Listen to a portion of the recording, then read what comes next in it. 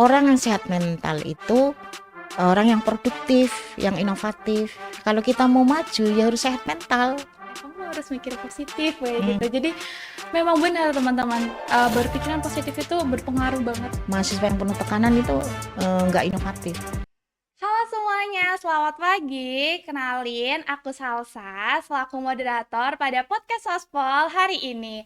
Nah, hari ini kita bakalan ngomongin masalah kesehatan mental dan juga mengenai bullying di lingkungan kampus. Nah, pada pagi hari ini kita bakalan ketemu dengan Prof. Mei, salah satu guru besar di program studi ilmu keperawatan yang mana beliau sudah lama sekali berkecimpung di dunia kesehatan mental. Nah, mungkin kita langsung saja ya teman-teman untuk mengobrol pada pagi hari ini. Selamat pagi Prof. Mei. Selamat pagi Mbak Salsa. Iya Prof. Mei, selamat pagi. Bagaimana kabarnya hari ini Prof? Alhamdulillah sehat walafiat, bahagia, Alhamdulillah. sehat mental insya Allah. Insya Allah, amin. Baik Prof, mungkin kesibukannya akhir-akhir ini apa ya Prof ya? Ya terakhir ini kemarin saya fokus penelitian ke kesehatan mental, intervensi kesehatan mental di kampus. Jadi kemarin terakhir adalah mencegah self-harm dengan regulasi emosi, kemudian juga kaitannya dengan pencegahan bunuh diri. Jadi penelitian saya tentang bunuh diri, self-harm tahun ini tuh Masya Allah, Alhamdulillah berkah insya Allah. Amin, semoga berkah ya Prof Iya, ya. Baik Prof, pada pagi hari ini kita akan membicarakan mengenai bullying dan kesehatan mental ya Prof ya. Mungkin saya mulai aja ya Prof ya untuk iya, pertanyaan pertama iya. begitu ya Prof. Nah, di mana belakangan ini kan ramai diperbincangkan begitu ya Prof ya, mengenai FK sangat disorot sekali mengenai PPDS waktu itu. Nah, dari kasus bullying di lingkungan akademisi sendiri itu di Fakultas Kedokteran tuh kan isunya tuh serius mungkin. Nah, apa ya?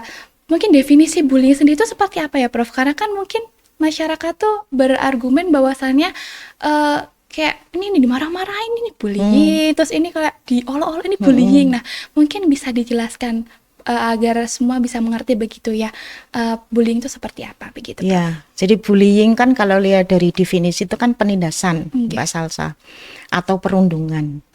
Ini nih kalau dalam konteks akademik, dalam konteks pendidikan, mungkin penindasan dan bukan penindasan itu tergantung dari bagaimana kemampuan emosi itu terlibat di situ. Kalau mahasiswa diberi tugas, kemudian harus bertanggung jawab, harus disiplin, kalau penuh dengan kesadaran, kemudian juga penuh dengan cinta, ya, saya harus melakukan ini karena saya butuh belajar untuk memberikan pelayanan. Jadi semuanya tuh dengan dilakukan dengan senang hati. Tapi kalau dengan penindasan itu ada keluar emosi biasanya. Ya, jadi dengan emosi kamu harus begini, kamu harus. Nah, kalau udah dengan emosi itu sudah penindasan dan sudah mulai aneh-aneh perilakunya, karena dia senang kalau orang itu menderita gitu loh. Jadi mungkin itu yang perlu diperhatikan kalau kita menindas itu biasanya dengan emosi, dengan tidak ada apa ya, membuat orang itu menjadi tertekan, kemudian menjadi akhirnya tidak sehat secara mental gitu. Oke. Sebenarnya untuk mengenai bullying sendiri ya Prof ya, berarti itu kan masuk ke diri pribadi masing-masing begitu ya. Bagaimana kita memandang perilaku orang lain terhadap kita begitu ya. Nah, untuk masalah kemarin ya Prof ya, itu kan mungkin sebuah budaya awalnya kan, masalah PPDS kemarin itu. Nah, pandangan Prof sendiri tuh budaya itu tuh sebenarnya bagaimana sih Prof? Iya. Jadi budaya yang muncul itu kan dari karena ketegangan ya. Karena pelayanannya itu harus cepat, kemudian harus disiplin, yang membuat mungkin dosennya atau seniornya itu menjadi bicaranya itu tegas gitu loh. Kamu harus melakukan ini gitu. Nah, pada saat situasi seperti itu, kalau udah muncul emosi gitu loh, itu jadi bullying gitu loh. Karena pada saat muncul emosi memberikan penekanan kepada peserta didik itu jadi aneh-aneh tindakannya. Padahal mungkin itu benar untuk supaya dia itu menjadi disiplin, bertanggung jawab, profesional gitu loh. Tapi kalau udah melibatkan ada sakit hati, emosi, itu menjadi perundungan gitu loh. Jadi itu yang harus kita perhatikan. Betul. Karena pendidikan PPDS kan itu perlu kedisiplinan yang tinggi. Ya, dan itu tidak semua orang mampu memahami itu. Nah, ini yang situasi yang mungkin berubah ya. Mungkin perilaku yang dari dulu gitu, kemudian kita perlu ada perubahan karena zaman berubah itu tidak, ya kita harus perubahan dengan pendekatan yang beda dengan yang sebelumnya gitu. Oke, baik Prof. Mungkin untuk selanjutnya ya Prof ya, saya izin untuk bertanya nih Prof. Kira-kira tuh apa saja sih Prof bentuk bullying yang sering terjadi di lingkungan kampus mungkin ya, dan bagaimana dampaknya buat mahasiswa begitu Prof? Iya, jadi kalau di lingkungan kampus itu kan dosen kepada mahasiswa ya, mungkin itu dengan ada emosi-emosi yang mungkin dimunculkan, itu terasa penindasan buat mahasiswa. Tapi yang saya alami, maksudnya yang peristiwa-peristiwa yang terjadi saat ini tuh banyak bullying dengan pelecehan seksual. Ya, jadi dari beberapa yang konsultasi dengan saya itu ternyata mahasiswa yang ya mungkin yang putri dari program studi apa, yang laki dari program studi yang beda, dari fakultas berbeda, itu ada semacam pemaksaan untuk bertemu gitu. Nah, setelah saya coba analisis, Mbak kalau lapor gimana gitu ya. Nah, itu bingung mereka itu ya. Jadi yang seperti itu ternyata sangat berpengaruh terhadap proses belajar mengajar. Dan biasanya mereka yang bermasalah dengan pelecehan seksual itu saya sarankan ikut Happy Day. Karena di Happy Day itu alhamdulillah aduan-aduan itu merasa di perundungan ya, merasa dipaksa, itu kemudian ternyata dia bisa tahu bagaimana caranya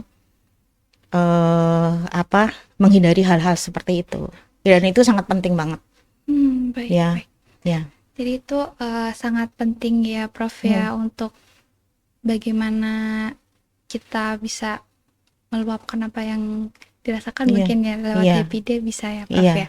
Oke Prof, mungkin dari perspektif kesehatan mental sendiri Prof, dampak untuk jangka panjang dari semua kejadian, dari bullying lah, dari masalah kekerasan seksual itu sendiri sebenarnya seperti apa sih Prof? Ya, itu jelas mencerminkan kesehatan mental ya yang kurang baik. Jadi orang yang emosi, orang yang mendapatkan perundungan atau mendapatkan bullying itu secara mental dia itu menjadi trauma ya, jadi takut.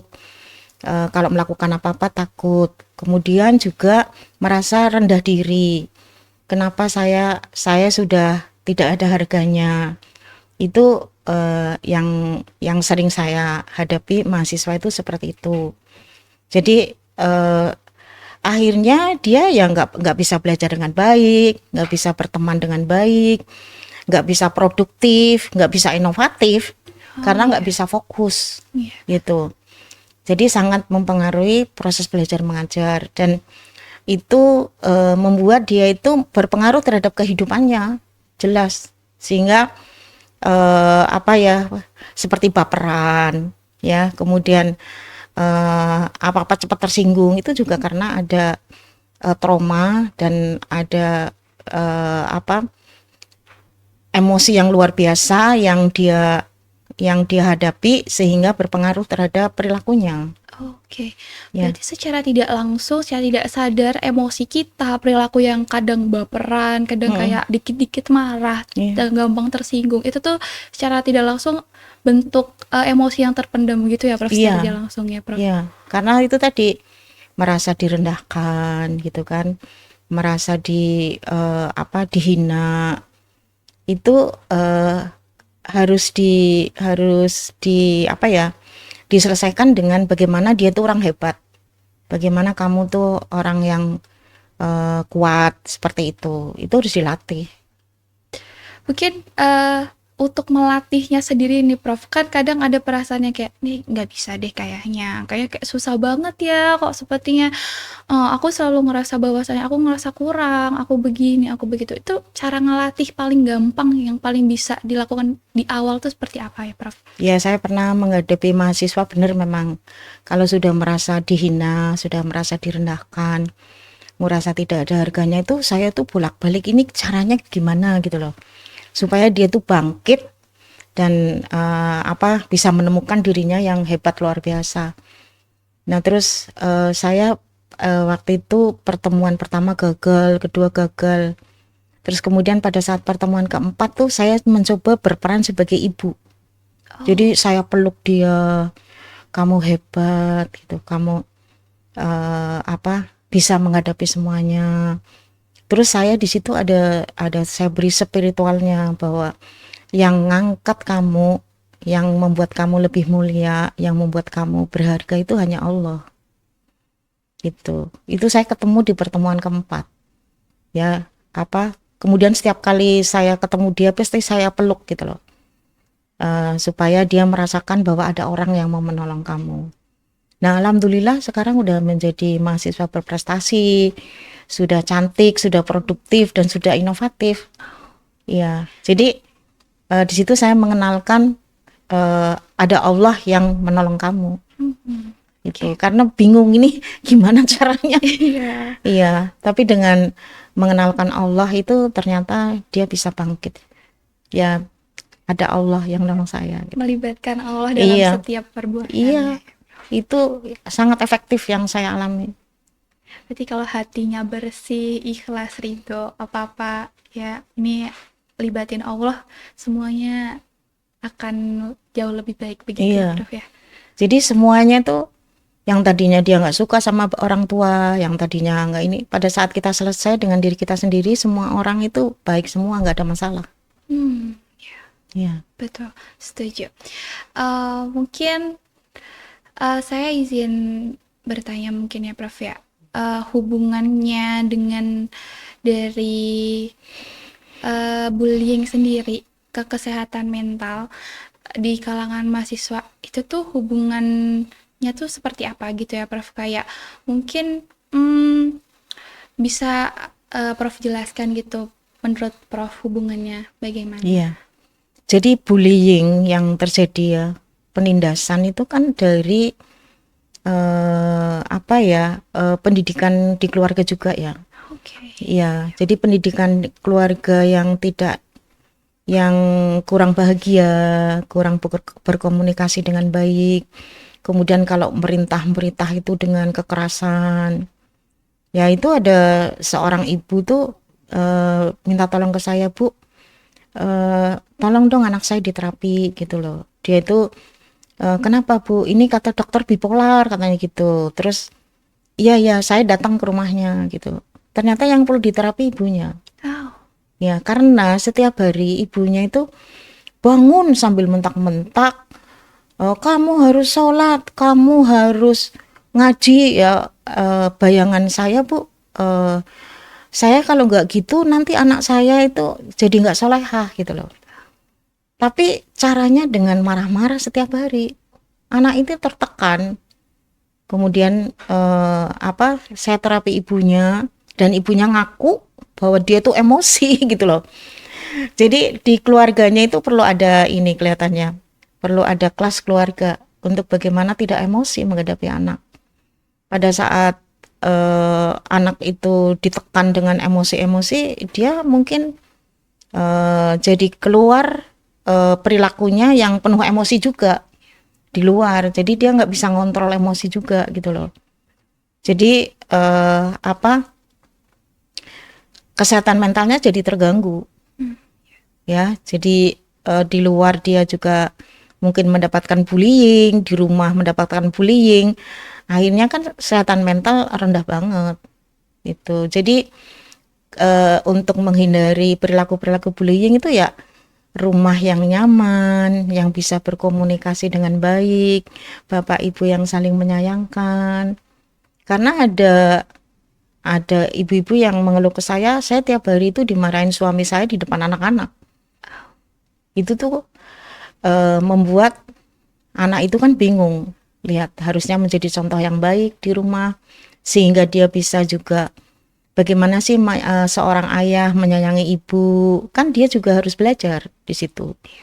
Bagaimana dia bisa sayang sama adik-adiknya. Jadi insya Allah kalau dia nyaman di rumah, itu di luar rumah itu nggak ada bullying gitu. Ya, jadi semua bisa dilatih ya dengan baik. Itu yang mungkin juga perlu kita sebarkan ke rumah-rumah. Itu apa sih yang dicari di rumah-rumah itu? Ya, sibuk dengan ekonomi, sibuk dengan prestasi. Kenapa nggak sibuk dengan kasih sayang, dengan cinta?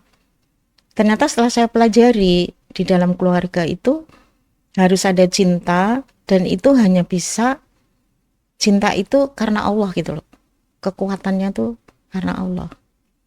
Jadi kalau dia mengenali bahwa keluarga itu juga ibadah, itu akan tumbuh cinta, tumbuh kasih sayang.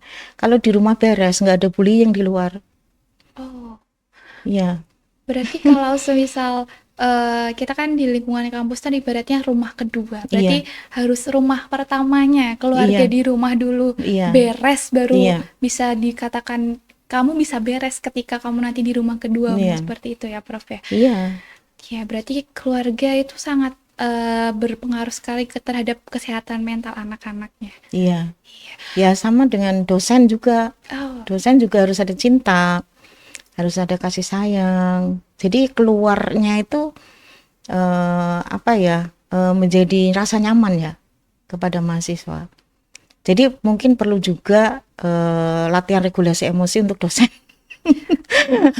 Supaya dia bisa memberikan kenyamanan. Pada saat dia bahagia, kayaknya mahasiswa juga bahagia ya. Ya, karena kalau semisal kita negatif, lingkungan kita juga ikut negatif seperti itu ya, Prof. Dan ya. tidak efektif sama sekali. Iya, berarti kalau semisal Bapak Ibu dosennya sedang tidak baik-baik saja, lebih baik regulasi emosi dulu ya, Prof ya. Iya, kalau menurut saya, kalau mau efektif ya, kalau mau belajar lebih efektif itu harus semuanya menyenangkan. Oh, Ya, karena sebetulnya tidak ada sesuatu yang tidak menyenangkan. Ya, tergantung bagaimana kita mengatur cara berpikir pada saat melihat sebuah peristiwa. oke, Prof.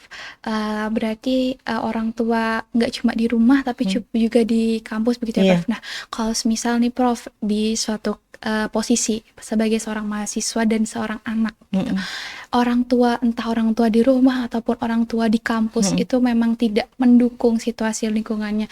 Apa sih, Prof, yang bisa kita lakukan sebagai seorang mahasiswa dan seorang anak? Iya, jadi kalau saya ke mahasiswa itu orang tua kamu. Jadi kamu harus ridho, kamu harus ikhlas. Itu orang tua kamu, dan mendoakan.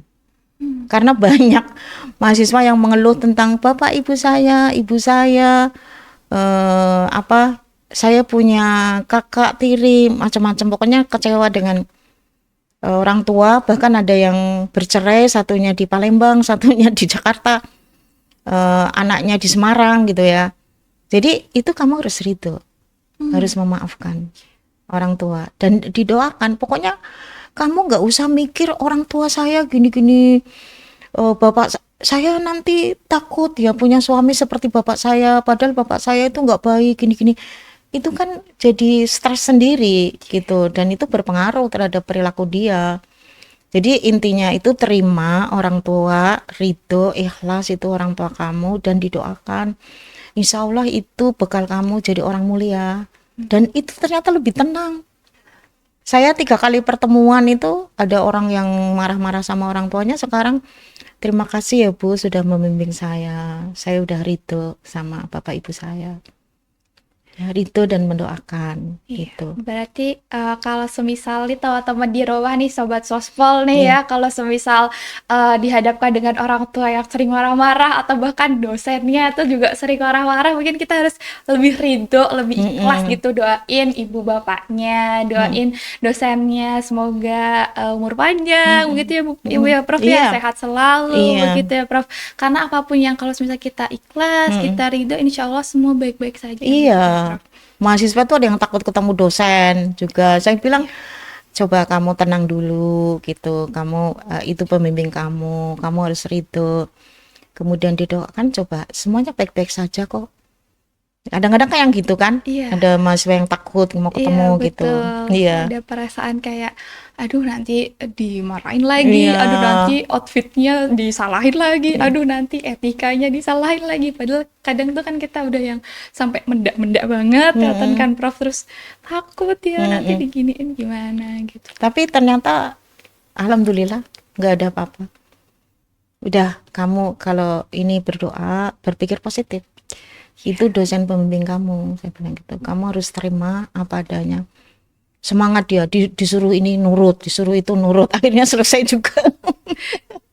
Jadi Iya, iya. tergantung pemikiran Iya, kita ya Prof iya. ya. Jadi kalau misalnya kita pikir yang negatif ya nggak bakalan Iya, nggak bakalan. bisa. Pikiran negatif tuh menghancurkan hidup kita.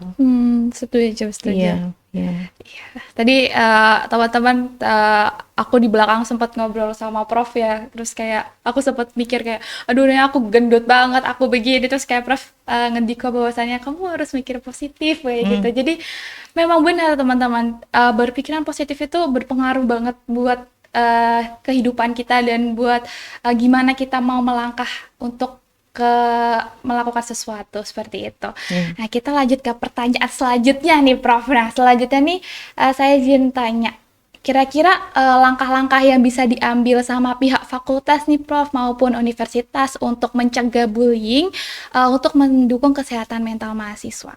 Iya, mencegah bullying. Yang pertama ya harus ada latihan berpikir positif gitu ya. Harus ada kelompok anti bullying barangkali ya. Oh iya. Ya, untuk mencegah bullying itu kan. Terus kemudian juga semua situasi ini tuh harus dipahami oleh semua orang, termasuk dosen, tendik gitu loh. Kita semuanya harus dilakukan dengan penuh kebahagiaan. Jadi kita harus tes dulu. Kamu kerja itu dengan stres apa dengan bahagia? Jadi harus dipastikan gitu loh bahwa yang dikerjakan itu penuh dengan kebahagiaan. Kadang-kadang tuh bertanya, Bu, kerja dengan bahagia itu apa sih gitu? Ya kita niat baik, ingat berbuat baik gitu. Kalau saya ditanya, Bu, gimana sih supaya membimbing mahasiswa dengan semangat? Ya saya ingat anak-anak saya. Anak-anak saya kan juga lagi bimbingan ya waktu dia. Saya ingin anak-anak saya juga dibimbing dengan baik gitu. Sehingga saya niatnya baik dan semangat membimbing mahasiswa supaya Allah juga menolong anak-anak saya untuk bisa dibimbing dengan baik. Jadi niat yang baik, yakin ini perbuatan baik yang luar biasa. Kemudian alhamdulillah saya bisa bekerja di Fakultas Kedokteran, itu energi yang powerful untuk bisa ikhlas dan bisa bahagia bekerja. Kalau dia merasa bekerja dengan terpaksa, itu penderitaan. Itu akan menghasilkan penyakit jantung, akan menghasilkan stroke, akan menghasilkan penyakit-penyakit fisik gitu. Berarti kalau semisal langkah dari Univ sendiri dari Bapak dan Ibu dosen ya, berarti harus ikhlas begitu ya Iya. dalam membimbing mahasiswanya seperti itu. Untuk kalau mahasiswanya mungkin kita bisa bikin suatu komunitas gitu ya, Iya. Prof ya, biar kita bisa mengadu Iya. apabila merasa kurang nyaman Iya. atau seperti apa begitu. Mungkin nanti kita teman-teman sospol gitu ya, Iya. Prof, kita bisa membuat suatu komunitas aduan. Mungkin nanti saya izin untuk berkolaborasi kali jenengan gitu Iya. ya, Prof ya, untuk membuat suatu komunitas Iya, begitu. dengan senang hati. Iya. Jangan sampai dibiarkan kita merasa tertindas itu bahaya. Nah, Karena itu ya. mempengaruhi kehidupan orang itu. Hmm. Ya, sesuatu itu ya kita kan juga sekarang sudah mempunyai pemikiran alumni. Alumni itu cermin dari Oke. pendidikan kita.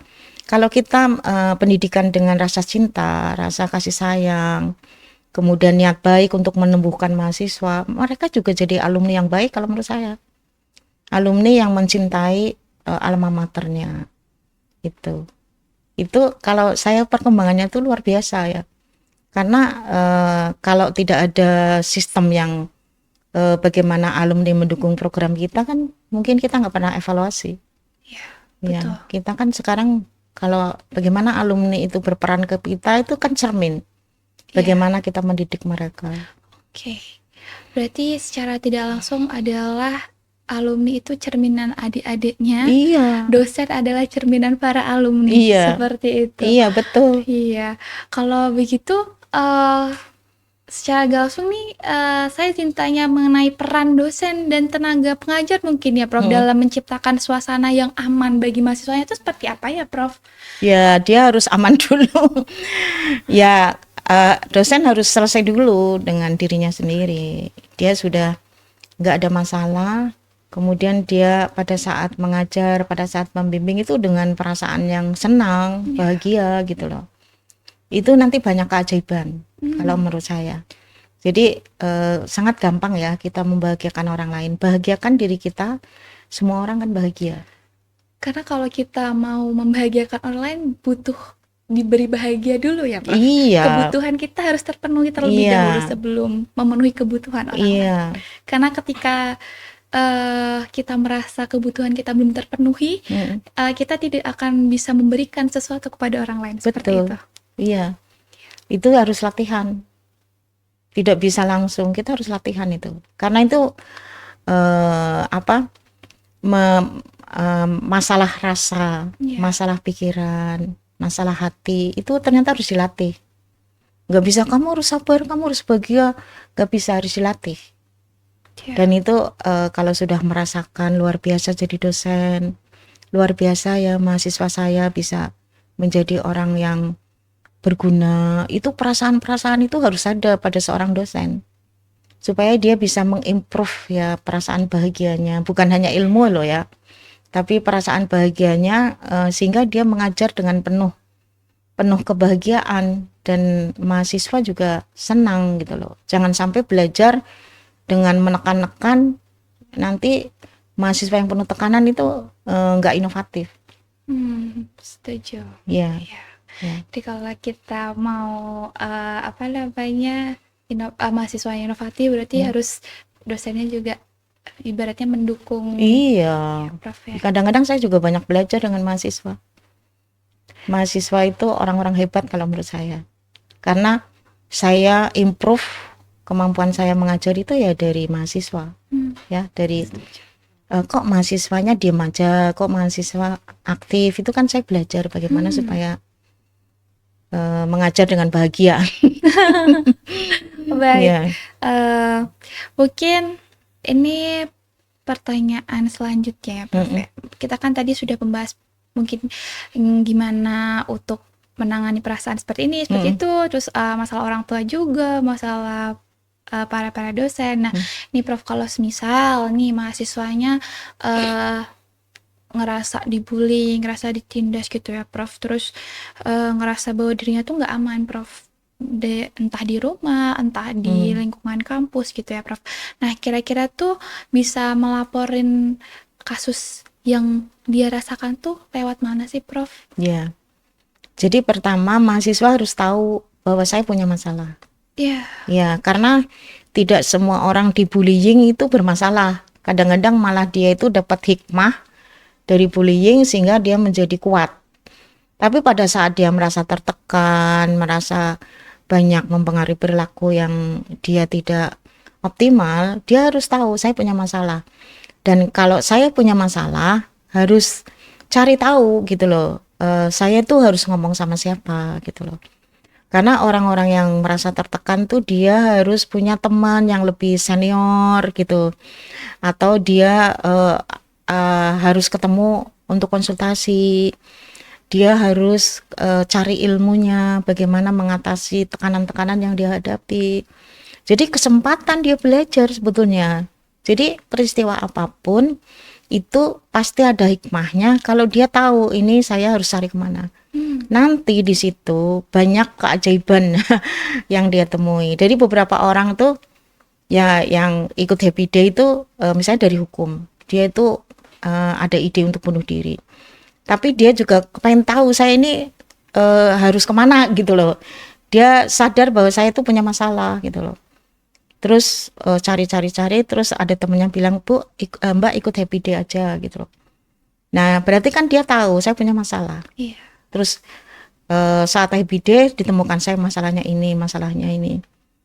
Jadi yang tadinya masalah dengan temennya ternyata juga ada masalah dengan orang tua, dengan masalah dengan ini. Dan dia itu saya kan suka ada tugas gitu. Misalnya kamu minta maaf sama ibu, mendoakan ibu, rito ke ibu, itu 3 hari pertemuan dia sudah alhamdulillah gitu.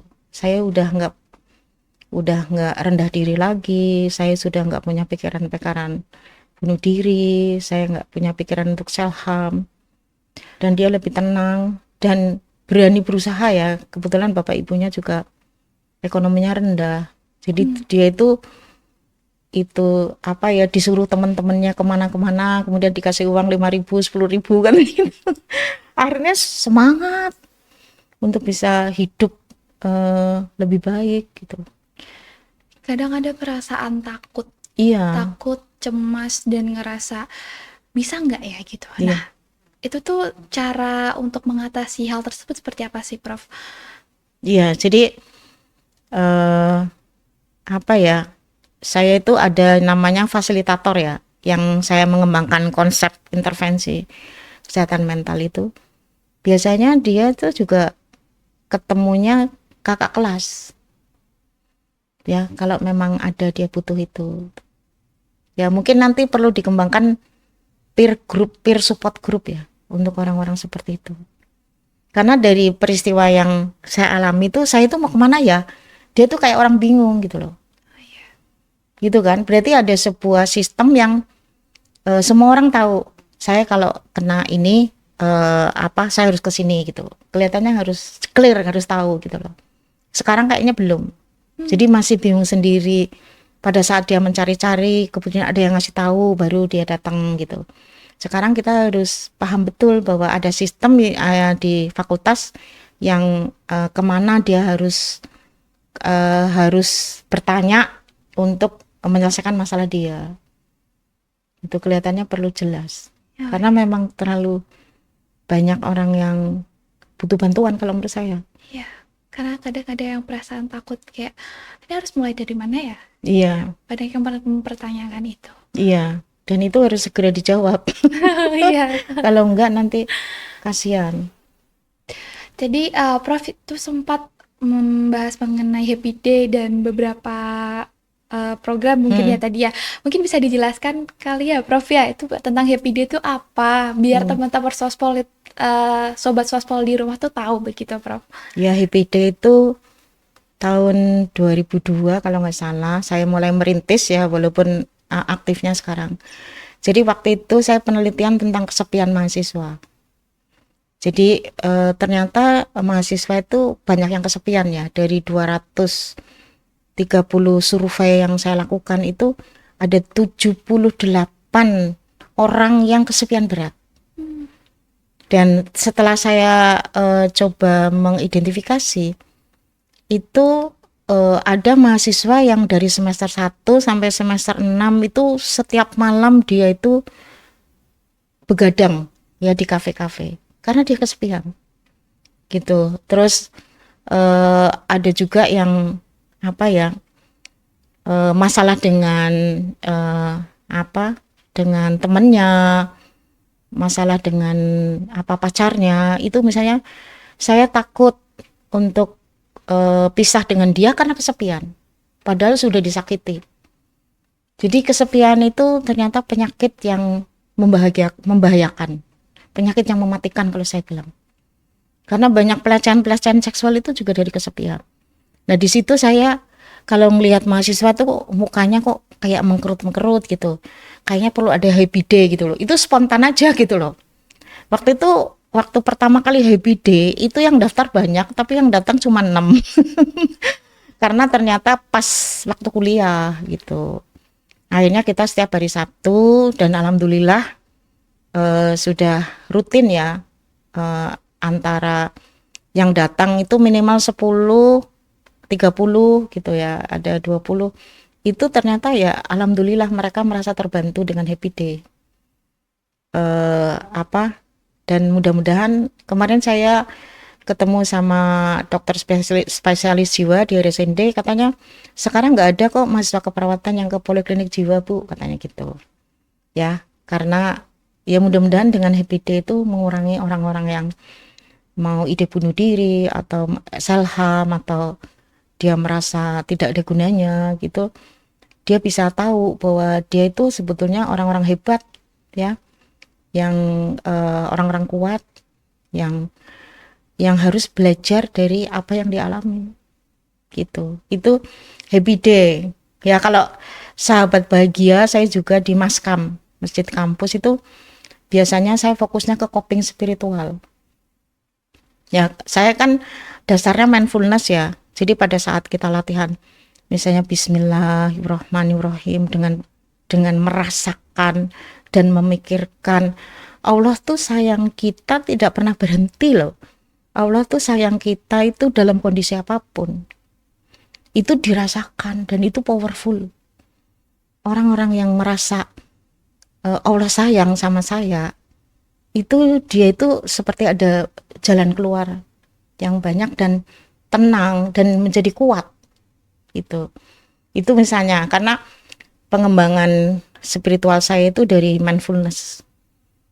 Jadi dari bagaimana merasakan dan memikirkan Bismillahirrahmanirrahim, bagaimana merasakan memikirkan Alhamdulillahirrahmanirrahim gitu. Itu dilatih di itu Maskam tiap minggu ya, alhamdulillah tambah banyak. Karena banyak yang butuh insya Allah. Iya, berarti untuk teman-teman sospol, sahabat sospol di rumah yang pengen terbantu gitu ya, mungkin aku bingung nih mau mulai dari mana menangani masalah dalam diriku, mungkin bisa ikut programnya Prof Mei ya. Di tadi apa Prof? Happy Day Happy sama Day dan sahabat bahagia. sahabat bahagia. Jadi orang bahagia itu butuh sahabat loh, bukan sendiri. Kita nggak bisa bahagia sendiri. Bahagia itu pada saat kita membahagiakan orang lain, kita bahagia. Pun sahabat yang suportif. Iya, suportif. Kita nggak bisa sendiri. Sukses tuh nggak bisa sendiri, itu harus diingat. Makanya sahabat bahagia judulnya. Karena kalau sendiri ibaratnya nggak ada yang ngasih tahu, semisal nih kamu terlalu jauh loh gitu ya Prof ya, cara tidak langsung. Jadi kalau kita sendiri itu merasa benar ya orang lain ini, tapi pada saat bersama-sama loh ternyata saya salah, orang lain benar, itu kan dari kita berteman. Kalau nggak ada teman gimana kita mau improve ya pikiran-pikiran yang positif kita. Oke, mungkin ini hampir ke pertanyaan terakhir ya Prof ya. Ini saya izin untuk menanyakan pesan yang mungkin ingin Prof sampaikan kepada mahasiswa yang mungkin sedang dalam fase depresi mungkin ya, atau kesehatan mentalnya sedang terusik begitu, atau yang sedang mengalami bullying begitu. Apa pesan yang ingin Prof sampaikan kepada mereka? Iya, jadi yang pertama kesadaran ya, gitu. Yang pertama bahwa saya punya masalah, saya harus menyelesaikan masalah, itu yang penting gitu loh. Jadi tentang kesehatan mental ini memang perlu digaungkan terus, bahwa orang yang sehat mental itu orang yang produktif, yang inovatif. Kalau kita mau maju ya harus sehat mental gitu, karena kan pada saat kita mentalnya sehat, kita itu bisa bagaimana kerja tim gitu, bagaimana kita bisa mensupport teman. Jadi bagaimana berusaha untuk supaya bermanfaat gitu loh. Karena orang-orang yang tidak sehat itu biasanya malas berkomunikasi, kemudian juga maunya di kamar terus. Kalau dipanggil itu ya susah gitu loh. Dan dia punya pikiran-pikiran yang tidak penting gitu kalau menurut saya. Jadi saya pernah jadi wali kelas di satu kelas program B, mahasiswa-mahasiswa yang sudah pada menikah, sudah pada punya pasangan gitu. Saya waktu itu komitmennya, di kelas ini tidak ada pikiran negatif. Kita semuanya berpikir positif, ya. Pokoknya nggak ada negatif, semuanya positif. Masya Allah, lulus tepat waktu semua 22 orang, gitu. Jadi kalau ada yang negatif, gimana? Kita selalu berpikir positif, gitu. Jadi sangat efektif dan efisien kalau kita itu berlatih untuk berpikir positif. Karena sudah terbukti ya, saya itu suka uji coba. Gimana kalau saya punya pikiran negatif? Sungguh sangat melelahkan dan menyakitkan. Itu sakitnya itu badan, pikiran dan emosi kita itu jadi nggak sehat. Pelajari itu. Pokoknya saya kalau ada apa-apa saya nggak mau pikiran negatif. Harus pikirnya positif. Jadi mahasiswa yang malas, mahasiswa yang nggak mau kerja, mahasiswa yang terlambat itu selalu positif. Ini ada apa? Pasti ada sesuatu. Gitu ya. Kemarin saya mohon maaf Bu, saya itu harus cari uang gitu misalnya gitu. Karena saya menahan-nahan. Saya orangnya kan suka lari gitu loh. Tapi kenapa dia nggak mau lari dengan saya gitu? Saya kan kadang suka negative thinking. Tapi saya sekarang berusaha untuk positif dan ternyata betul. Saya harus cari uang Bu untuk orang tua saya. Ya nggak apa-apa, pelan-pelan dikerjakan gitu. Jadi memang luar biasa, sangat efektif. Itu yang harus dicoba dibudayakan barangkali. Pokoknya kalau kita punya pikiran negatif, wah berarti itu orang bodoh misalnya gitu.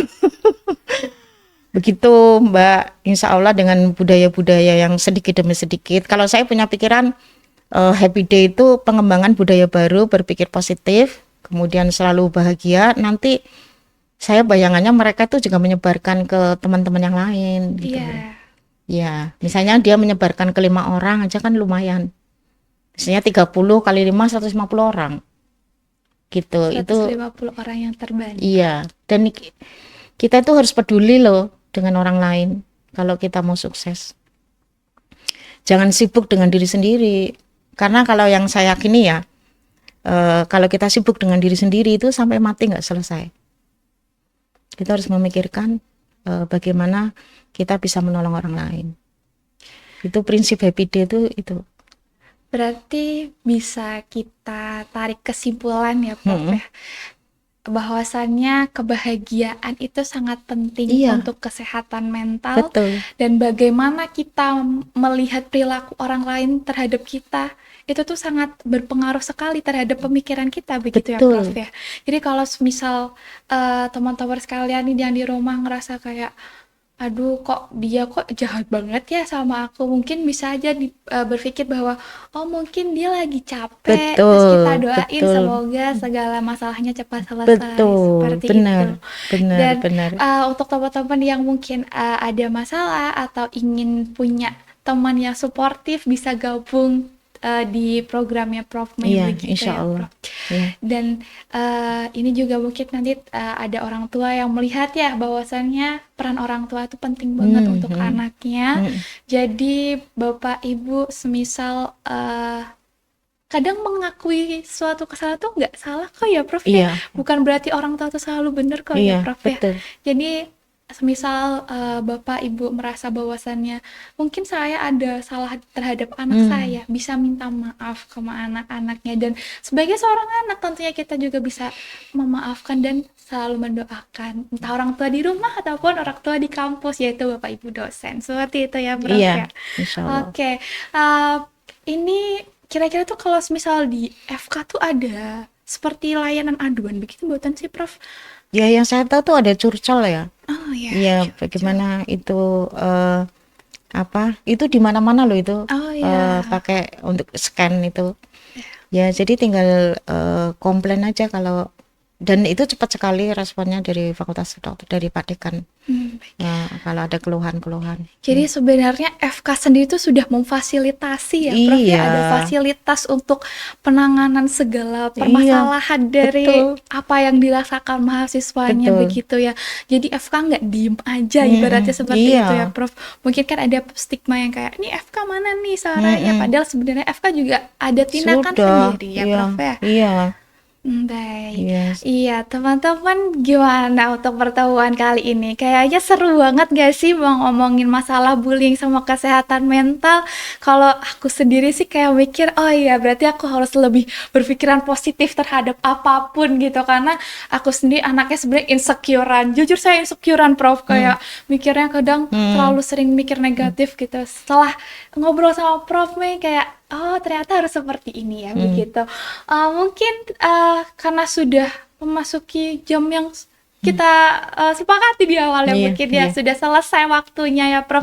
Saya ucapkan terima kasih banyak, Prof, Iya, karena sudah sama-sama. hadir di podcastnya Sospol. Iya. Terima kasih sudah meluangkan waktunya, Prof. Semoga Prof sehat selalu. Amin, Apapun yang ingin dikerjakan nanti semoga Amin. dilancarkan. Amin, amin, ya Doakan Rabbal saya dan teman-teman di rumah yang mungkin bisa mengikuti jejak Prof seperti Amin. itu. Lebih hebat daripada saya. Amin Ya, ya Allah. amin. Terima kasih ya, Ya. Prof. Mungkin cukup sekian podcast Sospol pada hari ini. Jangan lupa like, comment, dan subscribe di channel kita. Oke, bye semuanya. Wassalamualaikum Bye-bye. warahmatullahi wabarakatuh.